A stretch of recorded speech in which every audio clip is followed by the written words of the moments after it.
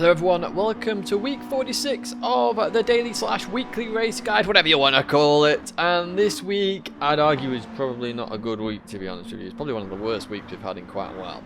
Anyway, in the background, you can see Tokyo Expressway Central Outer Loop.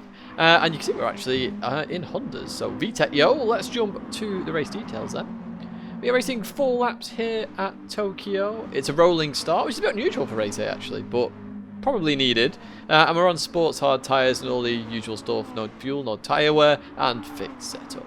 So you have a choice of 2 cars here, the Honda Integra and the Honda Civic. So full on VTEC. The Integra seems to be the car of choice in terms of time trial, so that's what I used in the race. Let's jump to the race then. I'll talk you through some tips, tricks, and a little bit about the race and the reason why you probably might not want to do this. Here we are then at the start. There's the Civic that I did mention. So weirdly, I said do the Integra, there's a Civic on pole. But as I say, the Integra is top of the time trial boards. So, you know, that's why I'm in the Integra. That's why everybody else is in the Integra, I imagine. So here we go. As I say, rolling start. Unusual for race A, I've got to say. And yeah, it's probably required because you start on a corner and it would be a bit awkward going into turn 1, which we'll get to shortly. But here we go then, start of the race, and flat out, you see my brake balance there, +5. If you ever wonder about the brake balance, as always, check out the description. I put in all the little tips in there as well, brake balance, car type and car choice, all that good stuff is down there. Anyway, we're going to start and jump straight into the lap guide here because it's a rolling start. Heading towards turn 1. I'm using this sign here, the telephone, or you can use the orange arrow above if you want to use that. But basically, I start lifting off and I dab the brake a little bit here as well. I'm basically just trying to bring the speed down a little bit. You can see the dab of the brakes here, just trying to reduce the speed there. And I don't want to drop below 95, really. If you nail a corner, it's 95. It's then flat out the rest of this corner. Sometimes you may have to lift if you've just got it slightly wrong because the car will just understeer off. You've also got slipstream in there as well, which will obviously give you a little bit extra speed through those corners. So we've got this really long acceleration period now, and we're going to head now up this hill. Now the crest of the hill is the thing you need to look at here, and I'll just pause it here. Basically, you want to start lifting on the crest of the hill, and just dab the brakes again. Now, this is actually my second race, believe it or not. I did do a race previous to this, but it was a little bit weird. I didn't really get the hang of the circuit, so I went and did another race like this. As you see, the Spaniard got it slightly wrong there, went in a little bit too late in terms of slowing the car down, so we go by the Spaniard there as we head down the hill now. So as you head down the hill, again, you're just looking for these arrows and signs on the side of the circuit, which you can use as brake references or just lift off references. So again, I'm using this as a reference. What I'm going to then do is lift off and brake and just trail brake a little bit, try and drop the speed as much as I can. Again, avoiding that wall on the left. Now, this is the more critical corner to get right, and I'm using those rectangles on the tarmac as a reference. But basically, I'm braking before that. You can see I'm braking already, and you really want to get the car turned in here. If you run too deep, you're going to slam into the wall, and I experienced that myself, and a few other people experienced it as well. Just slamming into the wall. It's a very hard corner to get right. It's then flat out all the way, so you know if you get it wrong, you're going to be impacted massively. Well, getting past somebody, it's kind of difficult. We are going to go for the move on Gomez here, though, down the inside. Very dangerous move, this. But just talk about the braking marker. It's the exit of the tunnel, basically. Just before the exit of the tunnel is what you use. Now, we're braking even earlier here because we're on the inside. But normally you'd brake closer to that. So I'm just keeping it tight there to the left. And then we're going to continue on. Unfortunately, Gomez hit the barrier there. In towards the right, you're going to use the arrows to literally brake and turn in. Now this corner, again, very hard to get right here because basically what normally happens is you just understeer like the cars in front. You see Fangio understeered, the Spaniard went into Fangio. Unfortunately for the Spaniard, they got a 3-second penalty. You also see in the distance another 1.5-second penalty there for, I think that's the Croatian driver. It is indeed. Not sure where that Spaniard wanted to go there. Maybe he just gave up, I don't know. But now we're racing Krieg here in front of me. Let's fast forward this a little bit then. So you can see it's very tight, this circuit. There's potential of a couple contacts, even more contacts. You're about to see that again. So very tight here. So he goes down the left. He's got nowhere to go here. Just hits the Croatian in front. I think that may have been just a bit of frustration in the fact that when somebody slows down and hits a barrier, you can't really do much. You've got to make a decision to go left or right. And generally speaking, you might hit them. So again, here, you can just see, I've got nowhere to go. Literally, it's too wide. And I was aware that if I went 3 wide, it would be a bit carnagey here. So I had to lift here. That's going to bring in the German behind me. So you can see very quickly, it's very tight. So potential of DR resets here, just with the minimal, or the amount of contacts that are going to happen, even if they're minimal. You see there, That'd have been 3 wide. I would have been in the barrier there quite easily. That's why I backed out of that one. So we're going to go for a run on the Croatian. Again, we're going to try and go down the inside. It's 2 wide. That's all we can get here. 2 wide. And you've got to be so careful because literally slight taps, even that kind of tap, could easily have ended up in a big barrier incident and penalties all around. And again, DR resets. If you're worried about DR, you're not going to do race A in a month of Sundays. You really aren't. Fortunately, we do survive so far. We're still in this battle here. Obviously, you can't make that much progress. Again, here, look at this. I had to lift. Literally, the Croatian in front of me was really struggling through the right, and I was accelerating through there, and I had to lift to avoid hitting him. But at that point, I lose the momentum, so I can't overtake.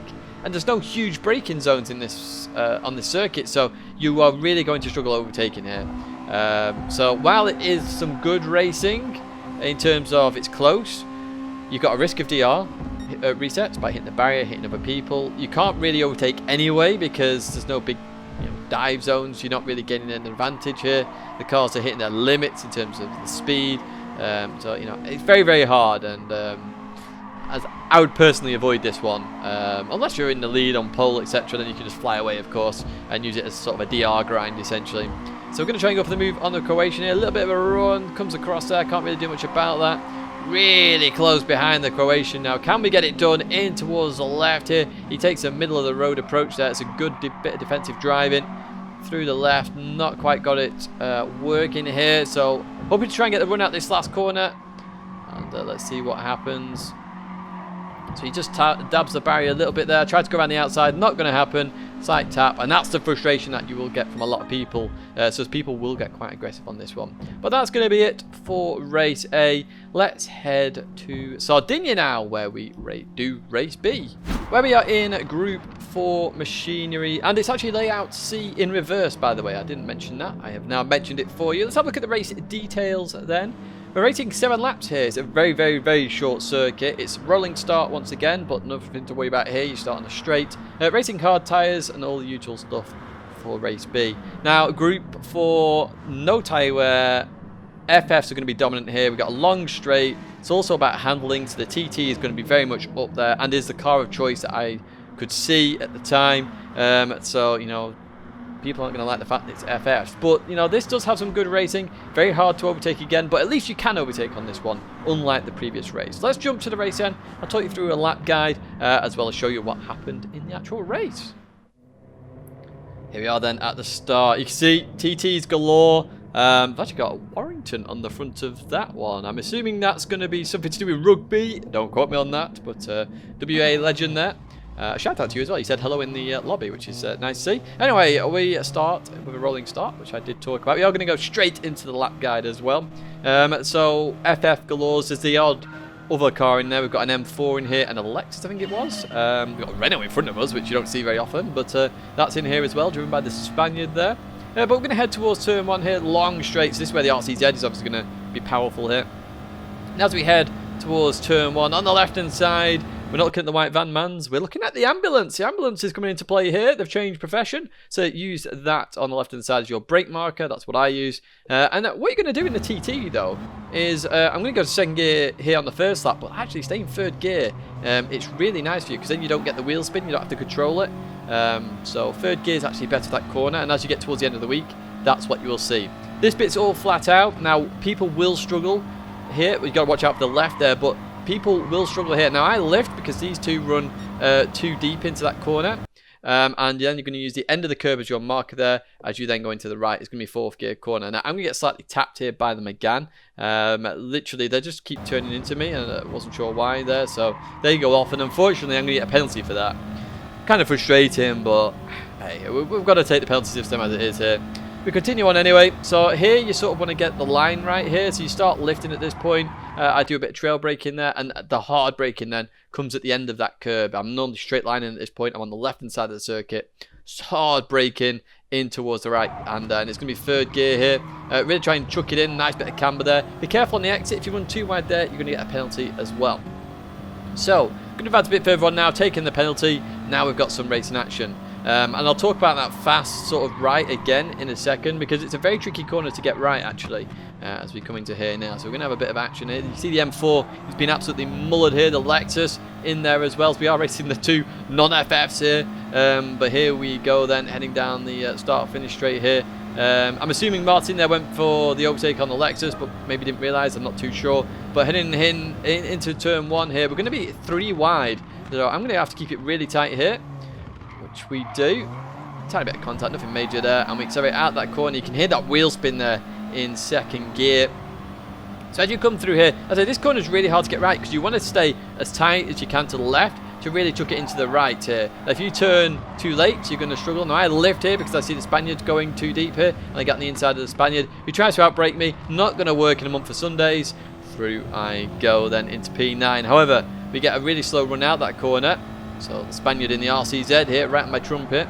So behind me here. So we've had a good little race here, just progressing through the field on the inside here. Going to get the job done there. Well played, my friend. As through we go. And we'll see if we can have a run on the RCZ by the end of the straight. Obviously the RCZ very, very quick in a straight line. TT, good acceleration, struggles at top end, but we're not really going to hit top end here. So we go towards the inside then, up in 6th gear. We'll look for that ambulance, hit that brake in there. We nail the ambulance beautifully in 2nd gear because we've got a tighter line. I'd say 3rd gear is actually better. And by the end of the week, 3rd gear will be the primary gear for that corner. I 100% guarantee you in this TT. Brake balance, by the way, +5. I know people always ask that. +3 if you struggle with the rear a little bit. But again, coming up to here, you can see this flat out now. Oh, a slight lift there. Not sure why. I had loads of track there. And then in towards the braking zone. You notice I used the end of the curb there just before it. I'd say when I point out these markers, it's not always necessarily the actual marker and I brake on it. Sometimes I use it before the marker. It's a marker basically. So, so it gives you an idea of where to brake.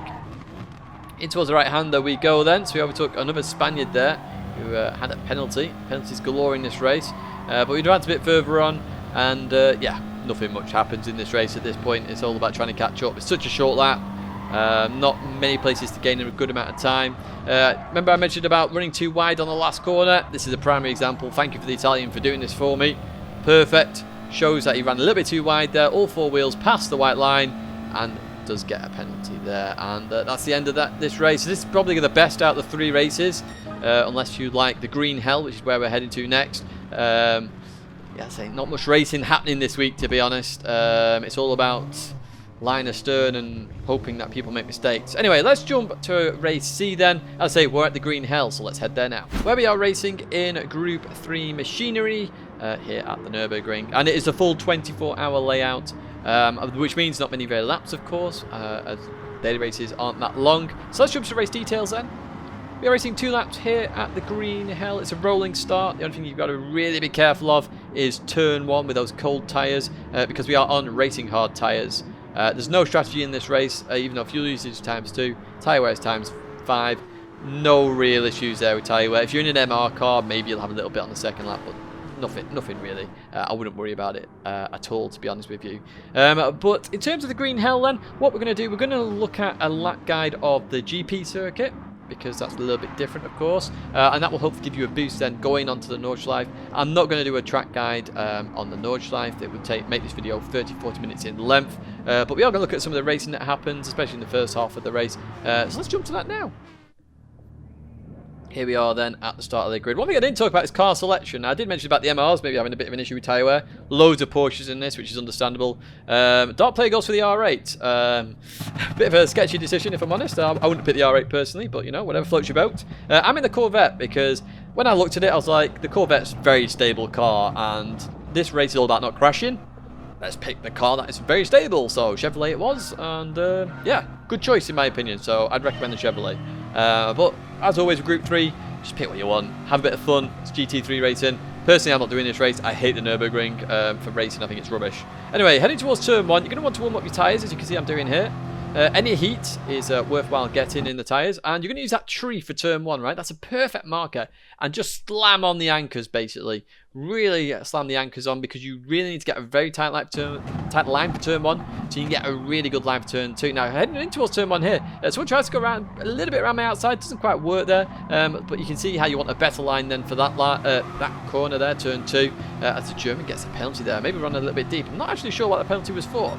Now, as you head towards this left-hander, usual brake marker here. The Nürburgring GPD course goes to the right there. You just use the end of it there, where it joins with the GP circuit.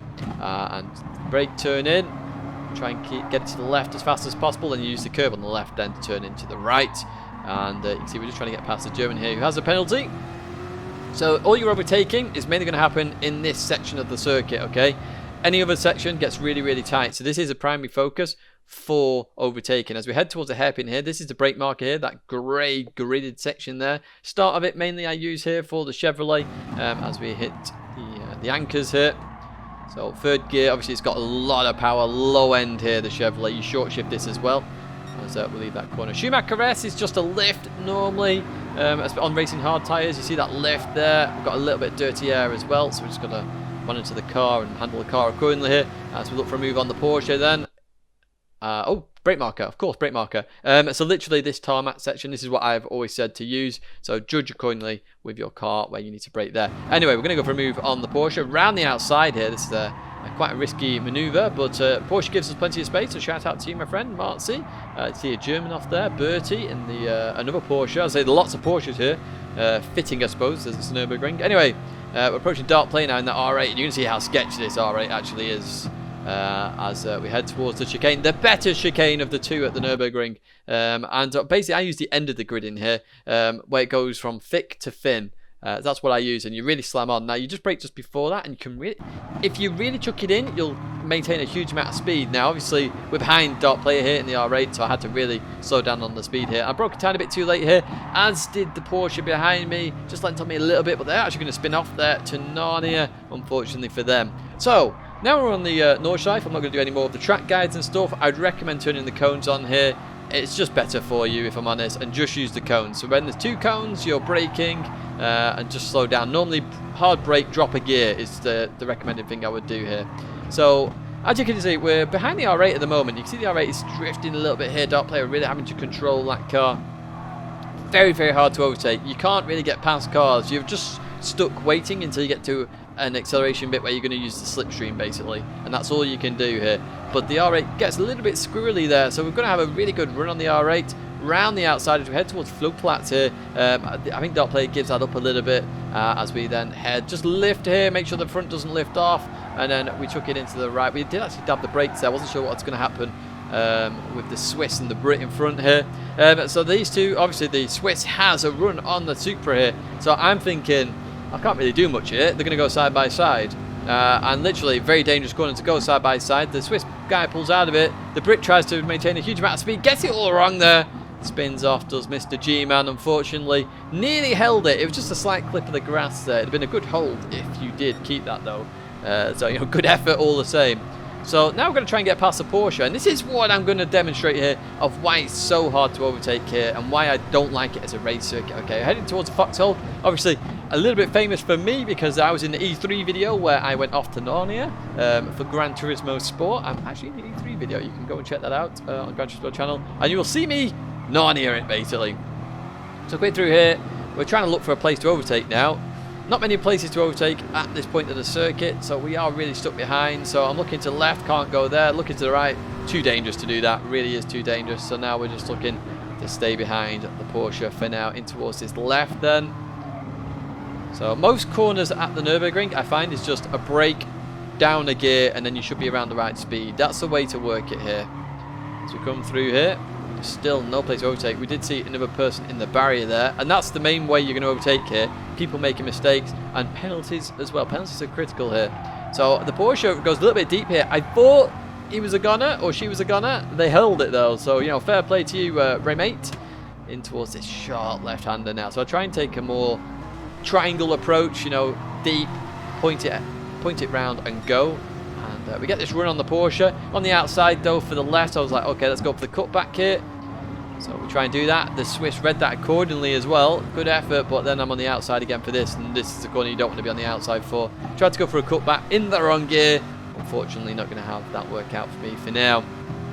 So quite quickly, you're seeing here how hard it is to overtake, okay? I would say I'm considerably faster than the Porsche driver in front, and I'm stuck. I can't overtake. There's nowhere to overtake cleanly, essentially. So I'm going to come through here now. This is a long run, so this is your place that you can overtake, but again, it's very risky here. So I go towards the right, he goes towards the right, so I go towards the left. He comes across my left here, so I'm trying to just like lift off here, and you know, I am here, mate, sort of thing. Maybe you didn't realise, I don't know. Maybe you thought I'd just given it up when I went towards the right. So it then goes towards the right, I go towards the left. Now it's a good little bit of clean racing. That's why I talked about dirty versus bad driving. That's just not realising, that's just a little bit of bad driving. We all have bad driving. I do bad driving as well. You know, it wasn't dirty in the slightest. He wasn't trying to launch me off there. Do you know what I mean? He wasn't trying to stop the overtake. He just didn't realise. But we are up into P2. Happy days. And we head towards this sharp right-hander. I used to start the curb there as a brake marker. Just a little tip there. Obviously, I'm not doing a full track guide here at the Nords. That's a good little marker to use, okay? And we'll skip ahead after the carousel. We all love the carousel. So again, I'm using the cones. Notice I've gone down 2 gears here for the carousel. Very sharp corner, of course. And then just be careful on exit. Make sure you straighten up and then jump off. Happy days. So the guy in front had a penalty there, half a second. So it was 2.4 seconds the gap. Half a second penalty. 2.4 seconds the gap. You can see that gap come down. So if you get anything above a half-second penalty, you're going to lose that massively, because this straight is, I believe, like 2 kilometers long or something. You can really see that. Now the Supra's back up to speed in front. Obviously not losing as much time, but that half a second penalty was actually 1.5 seconds. So 1 second penalty is going to be 2, 3, 4 seconds potentially. It's going to exponentially increase. Now, this brake marker, I wanted to point this out. Make sure you use the end of this curb here, and what you're going to do in any car is you're going to slam on the anchors, okay? And then what you're going to do is just dab the throttle a little bit to just straighten the car out to make sure you don't oversteer. Very easy to oversteer into that last corner and carnage to ensue, so just be careful of that. Now, we are going to fast forward now. Again, 3, turn 1, happy days, brake, turn in, get round. Make sure you don't oversteer too much there. Very common to do on that left. Now we're going to have a little bit of a fight here with the Toyota Supra. As I said at the start of this sort of race, this is the main place to overtake. The minute you get onto the Nords, it ain't going to happen, okay? You're going to really struggle. It's going to be contact. There are going to be crashes. It is what it is. It's just a very thin piece of tarmac on the Nordschleife. Okay, going through here. We're looking for a run now on the Super Driver. Dim lucky. I do fancy my chances here, my friend. Let's have a look. Not quite here. Just gets it stopped. Oh, runs a little bit deep then. So we're going to have a little bit of run. Not quite. Just covers that off there. Had to back out of that. So, obviously, this is a perfect run now, up towards the chicken. So, we get a good run off that corner, nice and easy, down the inside then. And I'm going to talk about then, obviously, my brake marker. I did say at the end of the thick curbing, you know, thick boy here, look, there's the thick curbing. Right at the end, we chuck it in. We just run a little bit deep, nothing major though. We carry a lot of more speed than we did previously. And then we're going to brake then in towards the left. But that's essentially the end of the race for me. I'm then just going to sprint away, so a half second turns into 8 seconds. And yeah, that's the end of the race. As I say, not much racing, not many people qualified, to be honest. I started in P11, didn't I? And yeah, you can see the difference then in times. As I said, I felt I was much faster than the Swiss driver. You will see that in the gaps there as well. But that is going to be it. I'm going to have somebody stream on there if you want to tune into their stream at 8. I think Ollie's streaming at 8, so, you know, check that out. There's a fair few people streaming. In fact, I'm going to ask in the future on Twitter, whoever's streaming or scheduled their stream first, I'll put on the screen. There's a video there if you want to watch another video of my channel. My logo's there if you want to subscribe. But that's going to be it for me now, folks. Thanks so much for watching. Subscribe as well if you wouldn't mind, and like the video as well. And I'll see you in another video or live stream very soon.